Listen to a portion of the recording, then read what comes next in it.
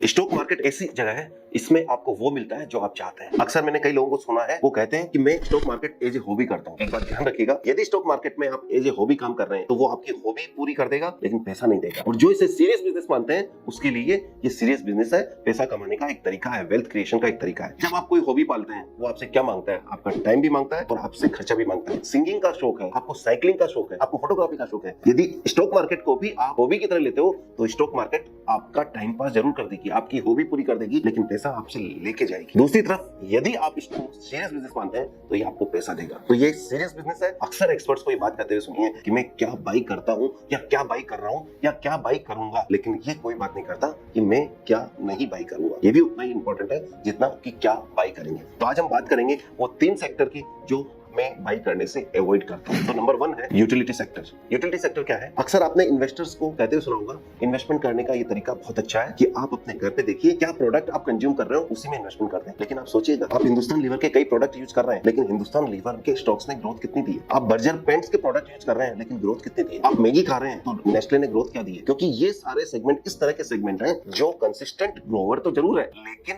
वो आपको wealth create करके नहीं देंगे। जब ये वैल्यू जोन में आ जाए तो इनको बाई करें, लेकिन हमारी स्टाइल या मेरी style growth style of investing है, इसमें मैं इन सेक्टर्स को अवॉइड करता हूँ। ये सेक्टर यदि कभी बाई भी करना है, उस समय बाई करना है जब इसमें कोई ट्रिगर हो। वो ट्रिगर क्या हो सकता है कि नेस्ले ने नया प्रोडक्ट लॉन्च किया जिसकी मार्केट में डिमांड अच्छी है, यहाँ कुछ ना कुछ नया होना चाहिए। यदि कुछ नया होगा जो उसके ग्रोथ को मल्टी बेगर कर सकता है तो आप उसको बाई कर सकते हैं, otherwise utility sector generally by अच्छा इन्वेस्टमेंट नहीं है। तो सेकंड है कमोडिटी स्टॉक्स। तो जो कंपनीज हुई जैसे कोल इंडिया, मिनरल की companies, aluminium companies, steel companies, इस तरह की कंपनी का इन्वेस्टमेंट लॉन्ग टर्म का इन्वेस्टमेंट नहीं हो सकता है। ये स्टॉक्स जब लो पी पर हो तो बेचने का सबसे बेस्ट टाइम होता है। रीजन कि उस समय अंडरलाइन कमोडिटी के प्राइस में इंक्रीज आ चुका है, तभी स्टॉक लो पी चल रहे हैं। और जब ये स्टॉक्स अपने प्रॉफिट की जगह लॉस में या कम प्रॉफिट में चल रहे होते हैं तो भी ये हाई पी पे चलते हैं। रीजन कि उस समय उम्मीद होती है कि ये नई तेजी आएगी इसके अंडरलाइन एसेट क्लास में, जब तेजी आएगी तो इनका भाव भी बढ़ेगा। तो ये कॉन्ट्रेरियन प्ले है, तो ये डिफरेंट टाइप की इन्वेस्टमेंट फिलॉसफी पे काम करता है।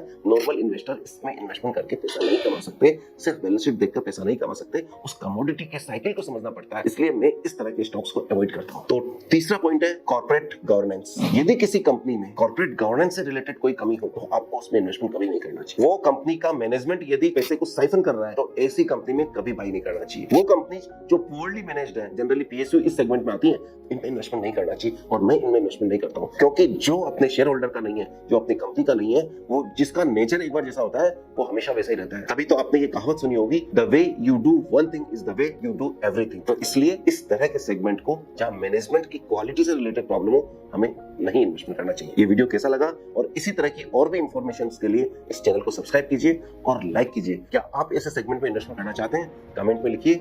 All the best and happy investing. Thank you very much.